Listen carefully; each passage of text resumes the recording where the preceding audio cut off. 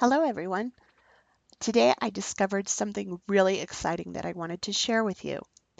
So here I am on familysearch.org/pioneers.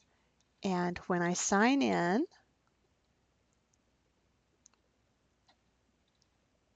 and it automatically signs me in because I'm on my home computer, but it lists 5 of my pioneer ancestors.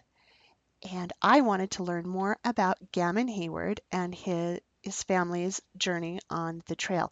So I came here and clicked on Trail Stories. This brings us to the Mormon Pioneer Overland Travel Database.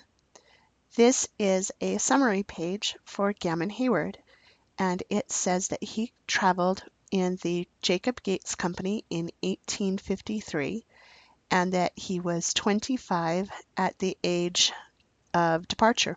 Where did this information come from? As good researchers, we should always question where the information came from, who provided it, was it provided from original records or derivatives or transcripts? Let's look at the sources to find out. So there are 3 sources for Gammon Hayward. One is the Christopher Arthur Immigrating Company. One is Family Search Family Tree, and another is the Perpetual Immigrating Fund.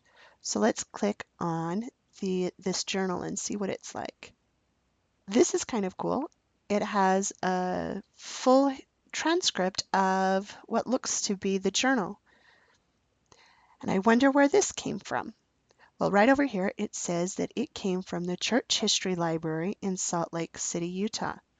So now I know where the original is kept. Maybe. Or is that just a transcript? So I'm still not quite satisfied. Let's go into and look at the sources related to the entire company. And as we come down, here is a source. It says Jacob Gates Company Report. Let's see what that one is. Nothing there. But it's at the Church History Library as well. Wait. So here comes the treasure. View this source online. And it took me to the Church History Library. And remember that the Jacob Gates Company traveled in 1853. So I'll click here and find the Jacob Gates Company. Still nothing here. Oh, here it is. View digital object.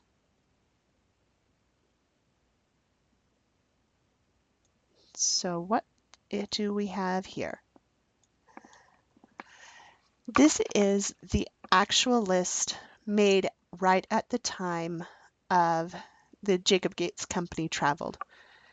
And let's blow it up just a little bit. And oh, there he is. Gammon Hayward is listed in amongst the men that are 14 years and above. That's really cool. Let's look down here. Women 14 years and above. There's Sarah Hayward, his wife, and there's their 2 kids. So now I know for sure that Gammon was a member of the Jacob Gates Company, and I have an original document to back me up. Once you've found an amazing treasure like that, you want to not just pay attention to the document that you are looking at, but you also want to take a moment to look around on this new website that you found. So let's look at the Church History Library website. It can be found at history.lds.org. The Church History Library is located at 15 East North Temple Street in Salt Lake City. Now, the Church History Library should not be confused with the Church History Museum. The Church History Library houses books, manuscripts, correspondence, and photographs having to do with the history of the Church of Jesus Christ of Latter-day Saints and its members. Like most large libraries, the Church History Library is filled with books and manuscripts and photographs, and some of them are online. Many of them still have not been digitized, but in the catalog, we can search by place, by name, or by keywords. Let's start with a name. Curtis Lyman. I helped a patron the other day look for this exact individual, and we found quite a few things about him on the Church History Library catalog. You can see the icons here. There's one for a book, one for a manuscript. MS stands for manuscript, and another one for correspondence. So let's click on some to find out. So this looks like an interesting book, but it says suggest digitization.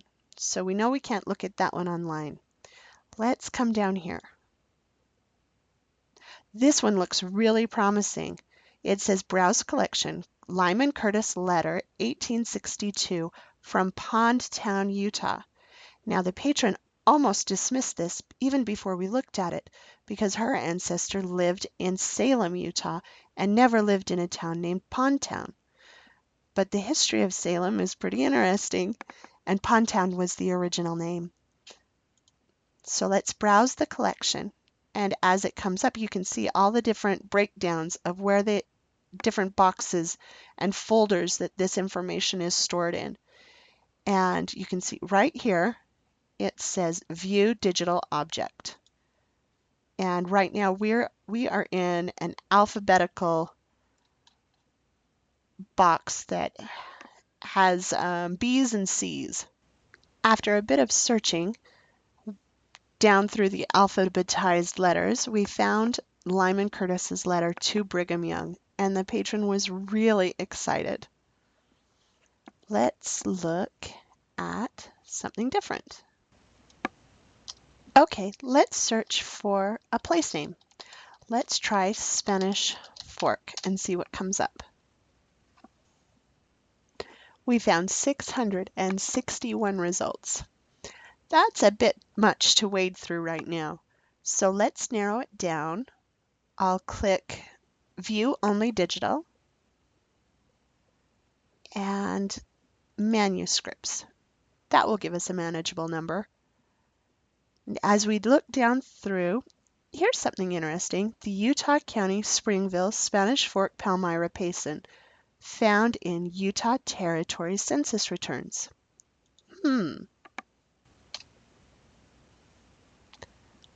And we'll click on Browse Collection. So we have census returns and census certificates, but look at all the different censuses for the different counties. So I'm going over here to view the digital object. And one more page. Well, look at that. Here is a census record that I've not seen before. This one's for Springville. I'll have to go down farther in the document to find Spanish Fork. But look at how exciting this is. Okay, I'll search for a keyword now. Let's try Scandinavian mission and see what comes up.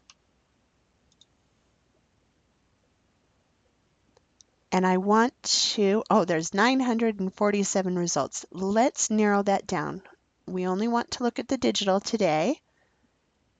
And let's try photographs. And here's one that looks interesting. Carl A. Karlquist.